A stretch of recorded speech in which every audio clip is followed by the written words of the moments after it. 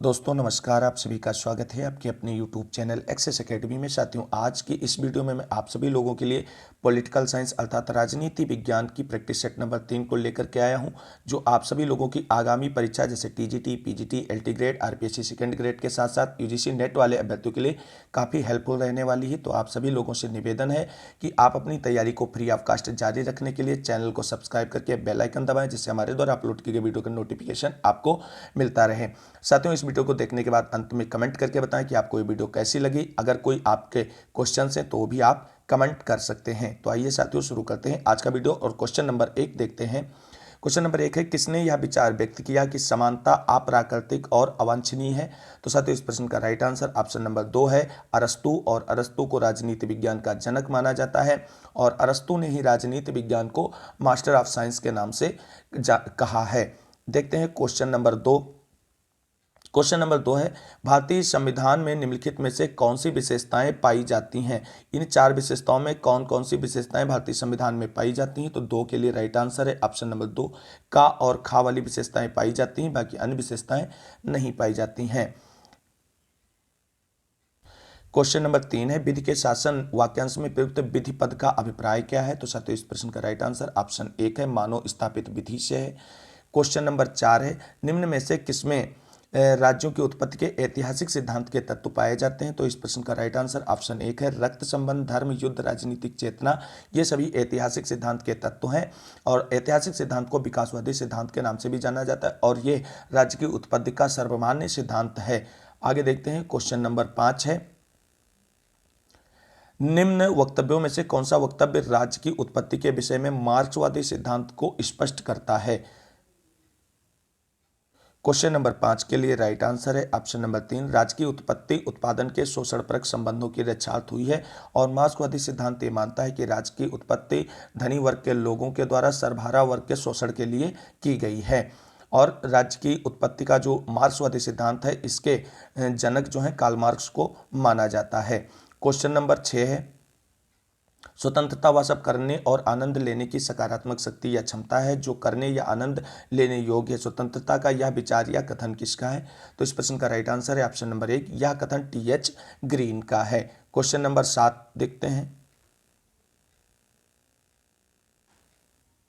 Question number 7 हमारा जो है वो कूट पे आधारित क्वेश्चन है। निम्नलिखित में से किन सिद्धांतों के आधार पर भारत में संसदीय प्रणाली वाली सरकार कार्य करती है? तो इन 4 में से कौन कौन से सही होंगे, उनके आधार पर कौन सा कूट सही बनेगा? तो 7 के लिए राइट आंसर है ऑप्शन नंबर 3, का, गा और घा, ये 3 सही और खा वाला गलत है, यानी ये नहीं सही है। आगे देखते हैं, क्वेश्चन नंबर 8 है, विधिक संप्रभुता और राजनीतिक संप्रभुता में अंतर किसने बतलाया है? तो 8 के लिए राइट आंसर है ऑप्शन नंबर 3, एवी डाइसी ने बतलाया है। आगे देखते हैं, क्वेश्चन नंबर 9 है, एक विचारशील व्यक्ति नीति भ्रष्ट प्राणी है, मनुष्य के विषय में यह विचार किसने प्रतिपादित किया है? तो 9 के लिए राइट आंसर है ऑप्शन नंबर 4, यह कथन रूसो का है। आगे देखते हैं, क्वेश्चन नंबर 10 है, निम्नलिखित विचारकों में से किस एक ने यथार्थ इच्छा और वास्तविक इच्छा के बीच अंतर बतलाया है? तो 10 के लिए राइट आंसर है ऑप्शन नंबर 1। आप सभी लोग जानते हैं सामान्य इच्छा सिद्धांत का प्रतिपादन रूसो ने ही किया है और वही जो सामान्य इच्छा है उनकी वो संप्रभुता के नाम से जानी जाती है।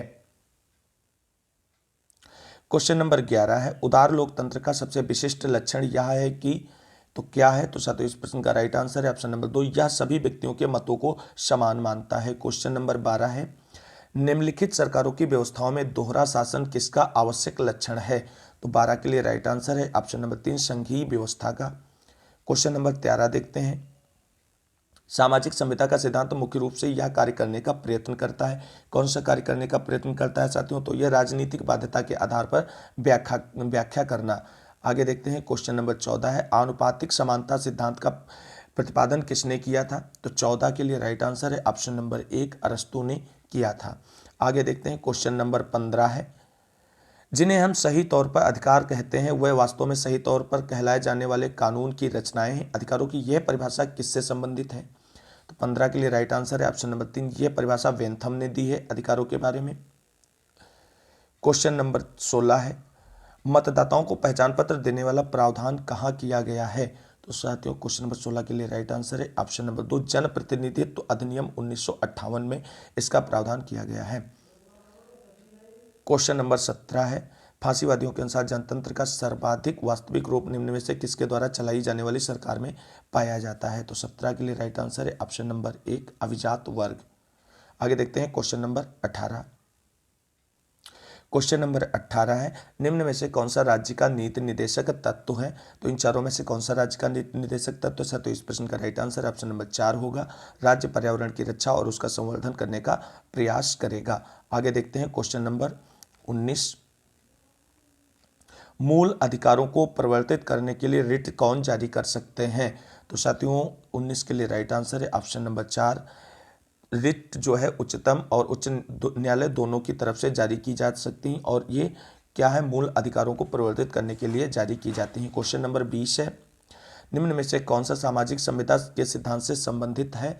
तो 20 के लिए राइट आंसर है ऑप्शन नंबर 2, लॉक। आप सभी लोग जानते हैं सामाजिक समझौते का सिद्धांत राज्य की उत्पत्ति का एक प्रमुख सिद्धांत है और हाब्सबर्ग रूसो ने सामाजिक समझौते के सिद्धांत का प्रतिपादन किया है। क्वेश्चन नंबर 21 है, भारतीय संविधान के अंतर्गत कितने प्रकार के आपातकाल का उल्लेख है? तो 21 के लिए राइट आंसर है ऑप्शन नंबर 3, 3 प्रकार के आपातकाल का उल्लेख है। आगे देखते हैं क्वेश्चन नंबर 22 है, स्वतंत्रता और समानता एक दूसरे की विरोधी हैं, यह मत किसका है? तो 22 के लिए राइट आंसर है ऑप्शन नंबर 1, यह मत लॉर्ड एक्टन का है। क्वेश्चन नंबर 23 है, समाज में समानता का निहितार्थ किसका अभाव है? 23 के लिए राइट आंसर है ऑप्शन नंबर 2, विशेषाधिकारों का अभाव है। क्वेश्चन नंबर 24 है, राजनीतिक समानता की सर्वश्रेष्ठ गारंटी है किसमें है? तो 24 के लिए राइट आंसर होगा ऑप्शन नंबर 1, लोकतंत्र में। आगे देखते हैं क्वेश्चन नंबर 25। क्वेश्चन नंबर 25 से लोकसभा के अध्यक्ष को अपना त्यागपत्र किसे संबोधित करना पड़ता है? तो 25 के लिए राइट आंसर है ऑप्शन नंबर 2, लोकसभा के उपाध्यक्ष को। आगे देखते क्वेश्चन नंबर 26 है साथियों, सबसे निकृष्ट राज्य भी सबसे उत्कृष्ट अराजकता से अच्छा है, यह मत किसने व्यक्त किया है? तो 26 के लिए राइट आंसर है ऑप्शन नंबर 4, यह मत हाफ्स ने व्यक्त किया है। क्वेश्चन नंबर 27 है, हाल के वर्षों में अधिकांश संघीय देशों में क्या हो गया है? तो 27 के लिए राइट आंसर है ऑप्शन नंबर ए, केंद्र बहुत शक्तिशाली बन गया है। क्वेश्चन नंबर 28 है, हाब्स के अनुसार राज्य क्या है? तो 28 का राइट आंसर है ऑप्शन नंबर 2, राज्य में व्यक्ति के प्राण से संबंधित अधिकार हैं। आगे देखते हैं क्वेश्चन नंबर 29 है, परंपरागत संप्रभुता के विचार का बहुलवादी निरोध करते हैं क्यों करते हैं? तो 29 के लिए राइट आंसर है ऑप्शन नंबर 1, दूसरे संगठन उतने ही महत्वपूर्ण है जितना कि राज्य। आगे देखते हैं क्वेश्चन नंबर 30, यदि संविधान परम संप्रभु है तो तात्कालिक संप्रभुता आरोपित है, किसमें आरोपित होगी? तो 30 के लिए राइट आंसर है ऑप्शन नंबर 3, विधि निर्माता निकाय में। क्वेश्चन नंबर 31 है, राज्य के स्वरूप के बारे में निम्नलिखित में कौन सही है? तो साथियों 31 के लिए राइट आंसर है ऑप्शन नंबर 3, राज्य साधन है और साध्य दोनों है। क्वेश्चन नंबर 32 देखते हैं। क्वेश्चन नंबर 32 है, समानता के उदारवादी विचार में निम्नलिखित में किस प्रकार की समानता अनुरूप नहीं है? तो 32 के लिए राइट आंसर है ऑप्शन नंबर 4, आर्थिक समानता। क्वेश्चन नंबर 33 देखते हैं, ग्रीन ने स्वतंत्रता को माना है, तो 33 के लिए राइट आंसर है ऑप्शन नंबर 4, करने योग्य काम करने की क्षमता। क्वेश्चन नंबर 34 है, स्वतंत्रता इसके अलावा और कुछ नहीं है कि उस इच्छा को प्रोत्साहित करना जो विनम्र व्यक्तियों के अनुदिष्ट अंतःकरण पर आधारित हो। यह निम्नलिखित में से कौन सा वाद इस वक्तव्य को मानता है? तो साथियों 34 के लिए राइट आंसर है ऑप्शन नंबर 1, उदारवाद की धारणा इस आधार पर कार्य करती है। क्वेश्चन नंबर 35 है, निम्नलिखित में तीन ऐसे हैं कि जो एक दूसरे से मिलते हैं, वह चौथा कौन सा जो इन तीनों से अलग है? तो 35 के लिए राइट आंसर ऑप्शन नंबर 4 है, समाजवाद। आगे देखते हैं क्वेश्चन नंबर 36 है, पुरुष के लिए युद्ध वही है जो स्त्री के लिए मातृत्व, यह मत किसका है? तो 36 के लिए राइट आंसर है ऑप्शन नंबर 2, मुसोलिनी। आगे देखते हैं क्वेश्चन नंबर 37 है, भारतीय संसद की समितियों में सबसे महत्वपूर्ण समिति कौन सी है? तो 37 के लिए राइट आंसर है ऑप्शन नंबर 1, लोक लेखा समिति। क्वेश्चन नंबर 38 है, संसदीय सरकार का सबसे महत्वपूर्ण लक्षण क्या है? तो 38 के लिए राइट आंसर है ऑप्शन नंबर 2, कार्यपालिका का विधायिका के प्रति सामूहिक उत्तरदायित्व। क्वेश्चन नंबर 39 है, भारत का उच्चतम न्यायालय के किस मुकदमे में यह कहा था कि अनुच्छेद 368 के अंतर्गत मूल अधिकारों के सिद्धांत को नहीं बदला जा सकता है? तो 39 के लिए राइट आंसर है ऑप्शन नंबर 3, गोलकनाथ बनाम पंजाब राज्य वाले मुकदमे के अंतर्गत यह स्टेटमेंट सर्वोच्च न्यायालय की तरफ से जारी किया गया था। क्वेश्चन नंबर 40 है कौटिल्य विरचित अर्थशास्त्र का संबंध है। तो 40 के लिए राइट आंसर ऑप्शन नंबर 3 है राजनीति विज्ञान से। जैसा कि नाम से लगता है कि ये अर्थ से संबंधित होगा, लेकिन ऐसा नहीं, वो राजनीति विज्ञान से संबंधित पुस्तक है। क्वेश्चन नंबर 41 है महात्मा गांधी को सर्वप्रथम महात्मा किसने कहा था? तो 41 के लिए राइट आंसर है ऑप्शन नंबर 1 रविन्द्रनाथ ठाकुर ने कहा था। क्वेश्चन नंबर 42 है नेताजी सुभाष चंद्र बोस द्वारा आजाद हिंद फौज का गठन कहाँ किया गया था? तो 42 के लिए राइट आंसर ऑप्शन नंबर 4 है सिंगापुर में किया गया था। क्वेश्चन नंबर 43 है भारत में राजनीतिक शक्ति का मुख्य स्रोत क्या है? तो 43 के लिए राइट आंसर है ऑप्शन नंबर 1 मतदाता। आगे देखते हैं क्वेश्चन नंबर 44 किस संविधान संशोधन द्वारा भारतीय संविधान की भूमिका में समाजवाद एवं पंथ निरपेक्ष शब्द जोड़े गए? तो 44 के लिए राइट आंसर है ऑप्शन नंबर 2 42वें संविधान संशोधन के द्वारा। और 42वें संविधान संशोधन को लघु संविधान के नाम से भी जाना जाता है। क्वेश्चन नंबर 45 है भारतीय संविधान में सम्मिलित मौलिक अधिकारों की संख्या कितनी है? तो 45 के लिए राइट आंसर है ऑप्शन नंबर 2 मौलिक अधिकारों की संख्या 6 है, जबकि मूल संविधान में 7 थी। 44वें संविधान संशोधन अधिनियम के द्वारा परिवर्तन किया गया इसमें। आगे देखते हैं क्वेश्चन नंबर 46 है यदि भारत के राष्ट्रपति अपना कार्यकाल समाप्त होने के पूर्व अपना पद छोड़ना चाहें तो वो किसे संबोधित करते हुए अपना त्यागपत्र लिखेंगे? तो 46 के लिए राइट आंसर है ऑप्शन नंबर 1 उपराष्ट्रपति को लिखेंगे। आगे देखते हैं क्वेश्चन नंबर 47 है राष्ट्रपति का रिक्त पद अवश्य पूर्ति कर लिया जाना चाहिए, यानी कितने दिनों के अंदर पूरा कर लिया जाना चाहिए? तो 47 के लिए राइट आंसर है ऑप्शन नंबर 3 6 माह के भीतर। आगे देखते हैं क्वेश्चन नंबर 48 है कितने वर्ष की आयु में कोई भारतीय नागरिक भारत का प्रधानमंत्री बन सकता है? तो 48 के लिए राइट आंसर है ऑप्शन नंबर 3 25 वर्ष, क्योंकि लोकसभा का चुनाव लड़ने के लिए न्यूनतम आयु 25 वर्ष होनी चाहिए। अब क्वेश्चन नंबर 49 है केंद्रीय मंत्रिपरिषद का उत्तरदायित्व क्या होता है, किसके प्रति होता है? तो 49 के लिए राइट आंसर है ऑप्शन नंबर 1 लोकसभा के प्रति होता है।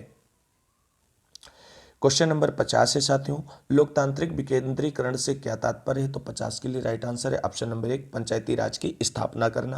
और आप सभी लोग जानते हैं भारत में त्रिस्तरीय पंचायती राज स्थापना में व्यवस्था की गई है। साथियों क्वेश्चन नंबर 51 साथियों अगर आपको ये वीडियो अच्छा लग रहा है तो प्लीज़ वीडियो को लाइक कर दें, दोस्तों में शेयर कर दें, और आगे की तैयारी फ्री ऑफ कास्ट करने के लिए चैनल को सब्सक्राइब करके बेल आइकन जरूर दबाएं। क्वेश्चन नंबर 51 है प्राचीन भारत के राज्य व्यवस्था के 7 तत्वों में सम्मिलित था, यानी कौन सा सम्मिलित था? तो 51 के लिए राइट आंसर है ऑप्शन नंबर 4 अमात्य सम्मिलित था। आगे देखते हैं क्वेश्चन नंबर 52 है धर्मनिरपेक्षता से क्या तात्पर्य है? तो 52 के लिए राइट आंसर है ऑप्शन नंबर 3 राज्य का कोई धर्म नहीं होना चाहिए। क्वेश्चन नंबर 53 है राष्ट्रीय पार्टी की श्रेणी प्राप्त करने के लिए किसी भारतीय राजनीतिक पार्टी को कम से कम कितने राज्यों से मतों के आधार पर मान्यता प्राप्त करना आवश्यक है? तो 53 के लिए राइट आंसर है ऑप्शन नंबर 2 4 राज्यों से। क्वेश्चन नंबर 54 है केंद्र राज्य के मध्य शक्तियों का बंटवारा संविधान की किस अनुसूची में दिया गया है? तो साथियों 54 के लिए राइट आंसर है ऑप्शन नंबर 2 7वीं अनुसूची में दिया गया है। क्वेश्चन नंबर 55 है भारत में सर्वोच्च न्यायालय के न्यायाधीशों की कुल संख्या मुख्य न्यायाधीश को सम्मिलित करके कितनी निश्चित की गई है? तो साथियों 55 के लिए राइट आंसर आपका होगा ऑप्शन नंबर 2, लेकिन वर्तमान में ये कुल संख्या आपकी 34 हो गई है साथियों। ये 31 से बढ़ के 33 प्लस 1, तो आप लोग ध्यान रखना और इसी को ऑप्शन नंबर 2 में काउंट कर लेना, क्योंकि 31 पहले थी, अब वर्तमान में ये 34 हो गई है। इस बात को आप सभी लोग ध्यान में रखना। क्वेश्चन नंबर 56 है भारतीय संविधान के कौन से भाग में पंचायत की अवधारणा निहित है? तो साथियों 56 के लिए राइट आंसर ऑप्शन नंबर 3 होगा राज्य के नीति निर्देशक सिद्धांतों में पंचायती राज व्यवस्था के गठन का प्रावधान किया गया है। आगे देखते हैं क्वेश्चन नंबर 57 निम्नलिखित युग्मों में से कौन सा युग्म सुमेलित नहीं है पूछा गया है? तो 57 के लिए राइट आंसर है ऑप्शन नंबर 4 ब्रिटेन, यानी वहां पे संघात्मक व्यवस्था नहीं है। क्वेश्चन नंबर 58 देखते हैं। क्वेश्चन नंबर 58 है संविधान समीक्षा तो बनाई गई नवीनतम यानी अब तक की अंतिम समिति के अध्यक्ष कौन थे? तो 58 के लिए राइट आंसर है ऑप्शन नंबर 2 जस्टिस वेंकट चलैया। आगे देखते हैं क्वेश्चन नंबर 59 साथियों प्रजातांत्रिक समाजवाद की अवधारणा को किसने विकसित किया था? तो 59 के लिए राइट आंसर है ऑप्शन नंबर 3 जवाहरलाल नेहरू ने। क्वेश्चन नंबर 60 है लोकतंत्र की सफलता के लिए कौन सी दलीय प्रणाली सर्वाधिक उपयुक्त है? तो 60 के लिए राइट आंसर है ऑप्शन नंबर 2 द्विदलीय व्यवस्था। क्वेश्चन नंबर 61 है संयुक्त राष्ट्र संघ का सचिवालय कहाँ स्थित है? तो 61 के लिए राइट आंसर है ऑप्शन नंबर 2 न्यूयॉर्क में। क्वेश्चन नंबर 62 है साथियों भारत की प्रथम पंचवर्षीय योजना का कार्यकाल कितना था? तो साथियों 62 के लिए राइट आंसर है ऑप्शन नंबर 1 सन 1951 से 1956 ईस्वी तक। क्वेश्चन नंबर 63 है मंडल आयोग गठित किया गया था, यानी मंडल आयोग का गठन कब किया गया था? तो 63 के लिए राइट आंसर है ऑप्शन नंबर 4, 1979 ईस्वी में। क्वेश्चन नंबर 64 है संघ लोक सेवा आयोग के सदस्यों की नियुक्ति किसके द्वारा की जाती है? तो 64 के लिए राइट आंसर है ऑप्शन नंबर 4, राष्ट्रपति के द्वारा की जाती है। आज के वीडियो का अंतिम क्वेश्चन, प्राकृतिक अवस्था में मनुष्य विवेकी, शांतिप्रिय और सामाजिक था, यह कथन किसका है? तो 65 के लिए राइट आंसर है ऑप्शन नंबर 4, यह कथन लाक का है। साथियों, अगर आपको ये वीडियो अच्छी लगी है तो प्लीज़ वीडियो को लाइक करें और बेहतर तैयारी के लिए चैनल को सब्सक्राइब करके बेल आइकन जरूर दबाएं और इस वीडियो को दोस्तों में ज़रूर शेयर करें, जिससे वो भी अपनी तैयारी को फ्री ऑफ कॉस्ट करने के लिए चैनल से जुड़ सकें। तो साथियों, इस वीडियो को आप सभी को अंत तक देखने के लिए बहुत बहुत शुक्रिया, बहुत बहुत धन्यवाद। मिलेंगे अगली वीडियो में प्रैक्टिस सेट नंबर 4 लेकर के। तब तक के लिए सभी साथियों को जय हिंद, जय भारत, वंदे मातरम। आप सभी साथियों का दिन शुभ हो।